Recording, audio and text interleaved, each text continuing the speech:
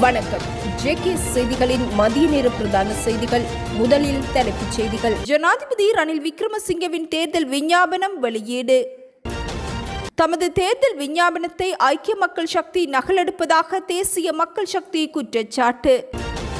மக்கள் வங்கியின் கடன் தள்ளுபடி தொடர்பில் பெறவும் செய்திகளில் உண்மை இல்லை என அறிவிப்பு. உயர்தரத்தில் சித்தி அடையாதவர்கள் வடமாகாணத்தில் மருத்துவர்களாக செயற்படுவதாக ராஜாங்க அமைச்சர் சுரேன் ராகவன் தெரிவிப்பு. சட்டவிரோதமான முறையில் சொகுசு வாகனங்களை இறக்குமதி செய்த அதிகாரிகளை கைது செய்யுமாறு நீதவான் உத்தரவு. 2 நாட்களுக்கு கடலுக்கு செல்ல வேண்டாம் என மீனவர்கள் மற்றும் கடல்சார் ஊழியர்களுக்கு அறிவுறுத்தல். ஓநாய்களின் தாக்குதலுக்கு இலக்காகி 6 குழந்தைகள் உட்பட 7 பேர் உயிரிழப்பு. உள்ளூராட்சி மன்ற தேர்தலை நடத்துவதில் ஏற்பட்டுள்ள தாமதம் அடிப்படை உரிமை மீறல் என உயர் நீதிமன்றம் அண்மையில் வழங்கிய தீர்ப்பிற்கு பதிலளிக்கும் வகையில் இலங்கை தேர்தல்கள் ஆணைக்குழு அறிக்கையொன்றை வெளியிட்டுள்ளது. குறித்த அறிக்கையில் நீதிமன்றத்தின் தீர்ப்பை ஏற்றுக்கொண்ட ஆணையகம் தேர்தலை விரைவில் நடத்துவதற்கான தனது உறுதிப்பாட்டையும் உறுதிப்படுத்தியுள்ளது. இந்த அறிக்கை நேற்று வெளியிடப்பட்டுள்ளது. இலங்கை மக்களின் ஜனநாயக உரிமையான வாக்களிப்பை உறுதிப்படுத்தும் செயற்பாட்டை மிக விரைவில் முன்னெடுக்க உள்ளதாகவும் தேர்தல்கள் ஆணைக்குழு தெரிவித்துள்ளது. இவ்விடயத்தில் அரசியல் தமக்கு வழங்கப்பட்டுள்ள அதிகாரங்களை உரிய முறையில் பயன்படுத்துவோம் எனவும் ஆணையகம் அறிவித்துள்ளது.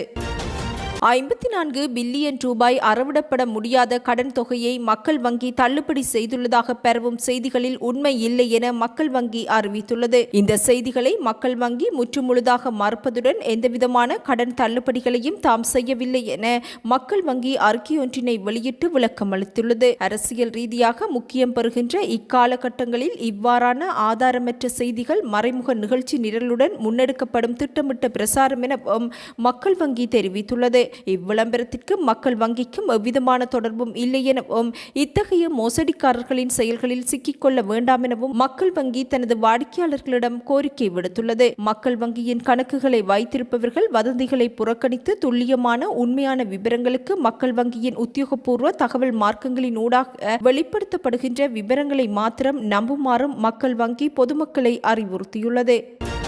தேசிய மக்கள் சக்தி வெளியிட்ட தேர்தல் விஞ்ஞாபனத்தை ஐக்கிய மக்கள் சக்தி நகலெடுத்து வருவதாக குற்றம் சுமத்தப்பட்டுள்ளது. தேசிய மக்கள் சக்தி வெளியிட்டுள்ள தேர்தல் விஞ்ஞாபனத்தின் 2வது பிரதி இதுவாக இருக்கும் எனவும் கட்சியின் அரசியல் சபை உறுப்பினர் சுனில் ஹந்துன்னத்தி தெரிவித்துள்ளார். ஐக்கிய மக்கள் சக்தி தனது விஞ்ஞாபனத்தை விரைவில் வெளியிட திட்டமிட்டுள்ளதாகவும் தற்போது அவர்கள் தமது தேர்தல் விஞ்ஞாபனத்தை தயாரிப்பதற்கு பதிலாக தமது விஞ்ஞாபனத்தை வாசித்து வருவதாகவும் ஹந்தலாயில் இடம்பெற்ற பேரணியில் ஹந்துன்னத்தி தெரிவித்துள்ளார். தேசிய மக்கள் சக்தியின் தேர்தல் அறிக்கையை ஐக்கிய மக்கள் சக்தியினர் அதிகம் பதிவிறக்கம் செய்துள்ளனர். எனவே தேசிய மக்கள் சக்தியின் 2வது தேர்தல் விஞ்ஞாபனத்தை எதிர்பார்க்கலாம் எனவும் ஹந்துன்னத்தி தெரிவித்துள்ளார். இவ்வாண்டு நடைபெறவுள்ள ஜனாதிபதி தேர்தலில் சுயேட்சையாக போட்டியிடும் ஜனாதிபதி ரணில் விக்ரமசிங்கவின் தேர்தல் விஞ்ஞாபனம் இன்று வெளியிடப்பட்டது. தேரவாத வர்த்தக பொருளாதாரம் 2025க்கு அப்பால் செல்லும் செயல்முறை ஒளிமயமான சமுதாயத்தை நோக்கி வெற்றி பெறும் தாய்நாடு ஒருங்கிணைந்த இலங்கை ஆகிய 5 பிரதான கூறுகளை இத்தேர்தல் விஞ்ஞாபனம் உள்ளடக்கியுள்ளது. ஜனாதிபதி தேர்தல் இலங்கைக்கு நிலையான மற்றும் வளமான எதிர்காலத்தை அடைவதற்கு அல்லது குழப்பம் மற்றும் நிலைக்கு திரும்புவதற்கு இடையிலான தெரிவாகும். இலங்கையர்கள் சிரமங்களை எதிர்கொள்வதை நான் அறிவேன். எனினும் இப்பயணத்தில் நாம் நீண்ட தூரத்தை கடந்திருக்கின்றோம். 2022 நெருக்கடிக்கு பின்னர் நாங்கள் சரியான பாதையில் செல்கின்றோம். இப்பயணத்தின் அடுத்த 5 வருடத்திற்கான திட்டம் என்னிடம் மட்டுமே உள்ளது. உங்கள் வாக்கு மூலம் ஒருங்கிணைந்த இலங்கையை பிரகாசமானதாக மாற்றும் நிலையான எதிர்காலத்திற்கு கொண்டு செல்வேன் என குறித்த தேர்தல் விஞ்ஞாபன அறிக்கையில் முகவுரை இடப்பட்டுள்ளது. அத்துடன் வாழ்க்கை சுமையை குறைத்தல், புதிய வேலை வாய்ப்புகள் மற்றும் அதிக சம்பளம், வரிச்சுமையை குறைத்தல், பொருளாதாரத்திற்கான திட்டம், உரிமைய மற்றும் அஸ்விஸ்ம திட்டங்கள் உள்ளிட்ட விடயங்கள் தொடர்பிலும் இத்தேர்தல் விஞ்ஞாபனத்தில் உள்ளடக்கப்பட்டுள்ளது.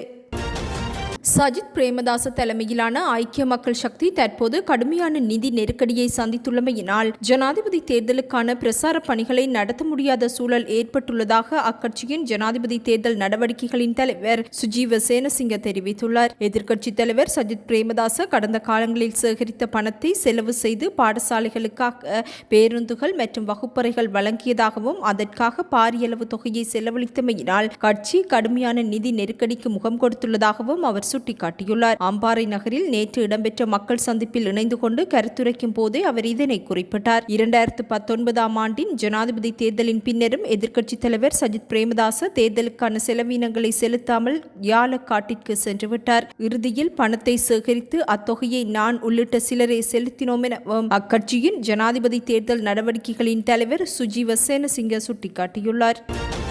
கண்டி மாவட்டத்தில் 1386 குடும்பங்கள் மண்சரிவு அபாயமுள்ள பகுதிகளில் வசிப்பதாக தேசிய கணக்காய்வு அலுவலகம் அறிவித்துள்ளது.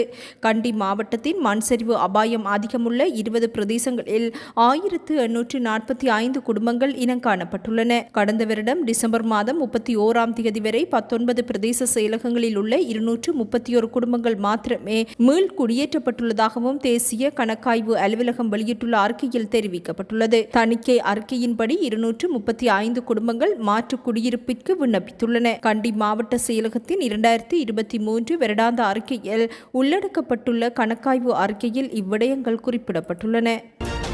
குற்றப்புலனாய்வு திணைக்களத்தின் விசேட அதிகாரிகள் குழுவினால் துபாயில் கைது செய்யப்பட்ட ஒழுங்கமைக்கப்பட்ட குற்ற கும்பலைச் சேர்ந்த இட்மால் பினோய் தில்ஷான் நாட்டிற்கு அழைத்து வரப்பட்டுள்ளார். கொலை, மிரட்டல், பணம் பறித்தல் மற்றும் போதைப்பொருள் கடத்தல் தொடர்பில் சர்வதேச பிடியாணை உத்தரவு பிறப்பிக்கப்பட்டு துபாயில் மறைந்திருந்த நிலையில் இவர் கைது செய்யப்பட்டதாக போலீசார் தெரிவித்துள்ளனர். குற்றப்புலனாய்வு திணைக்களத்தின் விசேட அதிகாரிகள் குழுவினரால் இன்று அதிகாலை துபாயில் இருந்து விமானத்தின் ஊடாக பலத்த பாதுகாப்புடன் குறித்த நபர் நாட்டிற்கு அழைத்து வரப்பட்டார். இவர் மாத்துமஷான் என்ற ஒழுங்கமைக்கப்பட்ட குற்ற கும்பல் தலைவரின் பிரதான உதவியாளர் என்பதும் குறிப்பிடத்தக்கது.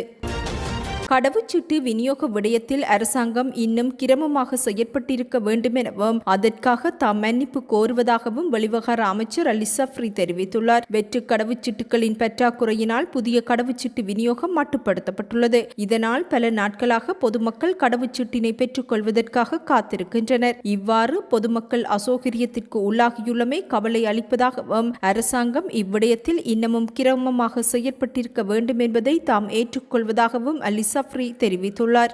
கொள்வனவு கோரிக்கை முன்வைக்கப்பட்டுள்ள வெற்று கடவுச்சீட்டு புத்தகங்கள் அக்டோபர் 16ஆம் தேதி கிடைக்கப்பெறும் எனவும் அதுவரையில் இந்த சூழல் தொடரும் எனவும் அமைச்சர் இதன்போது சுட்டிக்காட்டியுள்ளார்.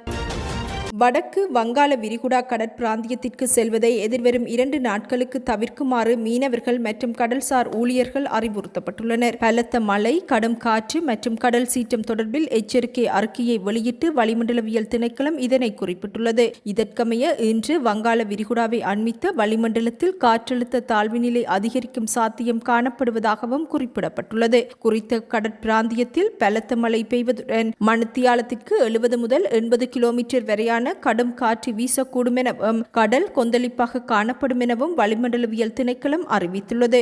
எவ்வாறாயினும் இந்த நிலைமை காரணமாக இன்றும் நாளையும் வடக்கு வங்காள விரிகுடாவின் ஆழ்கடல் பகுதிக்கு செல்வதை தவிர்த்துக் கொள்ளுமாறு திணைக்களம் அறிவுறுத்தியுள்ளது. போலியான முறையில் நாட்டிற்குள் அதிநவீன அதிசொகுசு வாகனங்களை இறக்குமதி செய்வதற்கு உதவிய சுங்க அதிகாரிகள் மற்றும் அந்த வாகனங்களை பதிவு செய்வதற்கு உதவிய மோட்டார் போக்குவரத்து திணைக்கள அதிகாரிகளை உடனடியாக கைது செய்யுமாறு லஞ்ச ஊழல் ஆணைக்குழுவிற்கு நீதிமன்றம் உத்தரவிட்டுள்ளது. இலங்கை சுங்கத்தினால் அனுமதி பெறப்படாத 100க்கும் மேற்பட்ட வாகனங்கள் தொடர்பில் நடவடிக்கை எடுத்த மோட்டார் போக்குவரத்து திணைக்கள அதிகாரிகளை உடனடியாக விரிவான விசாரணை நடத்தி கைது செய்யுமாறும் லஞ்ச ஊழல் விசாரணை ஆணைக்குழுவிற்கு கொழும்பு பிரதான நீதவான் நீதிமன்றம் உத்தரவிட்டுள்ளது. லஞ்ச ஊழல் ஆணைக்குழுவின் இரகசிய மற்றும் புலனாய்வு பிரிவிற்கு கிடைக்கப்பெற்ற தகவலின் அடிப்படையில் இலங்கை சுங்க அதிகாரிகளால் அனுமதிக்கப்படாத சொகுசு ஜீப்கள் உள்ளிட்ட பல வாகனங்கள் இறக்குமதி செய்யப்பட்டமை தொடர்பில் விரிவான விசாரணை நடத்தப்பட்டதாகவும் லஞ்ச ஊழல் ஆணைக்குழு அறிவித்துள்ளது. குறித்த விசாரணையின் போது லஞ்ச ஊழல் ஆணைக்குழுவினால் கைப்பற்றப்பட்ட 3 வாகனங்கள் கொழும்பு பிரதான நீதவான் நீதிமன்றில் முன்னிலைப்படுத்தப்பட்டன. அத்துடன் நீதிமன்ற உத்தரவின் அடிப்படையில் உரிய வாகனங்களை வைத்திருப்போர் விசாரணைகளுக்காக லஞ்ச ஊழல் ஆணைக்குழுவில் சமர்ப்பிக்காத நிலையில் அவர்களையும் கைது செய்து நீதிமன்றில் முன்னிலைப்படுத்தவும் நீதவான் உத்தரவிட்டுள்ளார். வடக்கு மாகாணத்தில் காப்போத உயர்தர பரீட்சையில் சித்தி அடையாதவர்கள் மருத்துவர்களாக கடமையாற்றி வருவதாக உயர்கல்வி ராஜாங்க அமைச்சர் சுரேன் ராகவன் தெரிவித்துள்ளார். கொழும்பில் இடம்பெற்ற ஊடக சந்திப்பின் போதே அவர் இவ்வாறு கருத்து வெளியிட்டார். வவுனியா மற்றும் மன்னார் வைத்தியசாலைகளில் கடமையாற்றும் வைத்தியர்கள் வெளிநாடுகளில் பட்டம் பெற்றவர்கள். இவர்கள் இலங்கையில் உயர்தர கல்வியில் சித்தி அடையவில்லை. வடக்கு மாகாண சுகாதார திணைக்களத்திடம் தகவல் அறியும் சட்டம் மூலம் பெறப்பட்ட அறிக்கையை அடிப்படையாக வைத்து சமூக வலைத்தளங்களில் தகவல் தகவல்கள் வெளியிடப்பட்டுள்ளன. வைத்தியர் ஒருவர் இலங்கை மருத்துவ சங்கத்தில் பதிவு செய்யப்பட்டிருக்க வேண்டும். அத்துடன் அவருக்கு அனுமதி கிடைத்திருக்க வேண்டும். எங்கு படித்தார் என்பது கவலையல்ல. அவர் படித்த கல்லூரி சர்வதேச ரீதியில் அங்கீகாரம் பெற்றிருக்க வேண்டும். உயர்தரம் இருந்ததோ இல்லையோ என்பது இங்கு கேள்வியல்ல. இவர்கள் தரமான கல்வி கற்றார்களா என்பதே முக்கியம். உயர்தரம் என்பது எமது நாட்டில் ஒருவரின் வாழ்க்கையை திசை திருப்பும் ஒரு திருப்பு முனையாக காணப்படுகின்றது. எனினும் உயர்தரத்தில் 3A சித்தி பெற்றுள்ள கொழும்பு மாவட்ட பிள்ளைகள் பலர் மருத்துவம் படிக்க இயலாமல் இருக்கின்றனர். உயர்தரத்தில் சித்தி அடைந்த பிள்ளைகள் காத்திருக்கும் நிலையில் காப்போது சாதாரண தரம் மற்றும் உயர்தரத்தில் சித்தி அடையாதவர்கள் மருத்துவர்களாக கடமையாற்றி வருகின்றமை கவலை அளிப்பதாகவும் ராஜாங்க அமைச்சர் சுரேன் ராகவன் தெரிவித்துள்ளார். இந்தியாவின் உத்தரப்பிரதேசத்தின் இந்தோ நேபாள எல்லை மாவட்டமான பக்ரைச்சில் உள்ள மகாசி தொகுதியில் 30 கிராமங்களுக்குள் நுழைந்த ஓநாய்களினால் 6 குழந்தைகள் உட்பட 7 பேர் கொல்லப்பட்டுள்ளனர். சம்பவத்தில் 26 பேர் காயமடைந்துள்ளதாகவும் அறிவிக்கப்பட்டுள்ளது. இந்த ஓநாய்களை பிடிப்பதற்காக வனத்துறையினர் 9 பேர் கொண்ட குழுவை நியமித்துள்ளனர். எனினும் இதுவரை 3 ஓநாய்களை பிடித்துள்ள வனத்துறையினர் அவைகளை லக்னோ உயிரியல் பூங்காவிற்கு அனுப்பி வைத்துள்ளனர். ட்ரோன்களின் உதவியுடன் ஓநாய்களின் கூட்டத்தை பிடிக்க அதிகாரிகள் முயற்சித்து வருவதுடன் 6 கேமராக்கள் அமைக்கப்பட்டுள்ளதாகவும் ஓநாய்கள் வழித்தடங்களில் 4 பொறிகள் வைக்கப்பட்டுள்ளதாகவும் வனத்துறையினர் அறிவித்துள்ளனர். எவ்வாறாயினும் மனிதர்களை மாத்திரம் தாக்கும் 5 முதல் 6 ஓநாய்கள் குறித்த கிராமங்களுக்குள் நடமாடி திரிவதாகவும் அச்சம் வெளியிடப்பட்டுள்ளது. 20 வருடங்களுக்கு பின்னர் ஓநாய்கள் இப்பகுதிக்கு திரும்பியுள்ளதாகவும் 2004ஆம் ஆண்டில் ஓநாய்களின் தாக்குதல்களினால் சுமார் 32 குழந்தைகள் கொல்லப்பட்டுள்ளதாகவும் அதிகாரிகள் தெரிவித்துள்ளனர். எவ்வாறாயினும் குழந்தைகளுடன் குடும்பமாக திறந்த வெளியில் தூங்க வேண்டாம் என அப்பகுதியில் வசிப்பவர்களுக்கு வனத்துறையினர் அறிவுறுத்தியுள்ளனர்.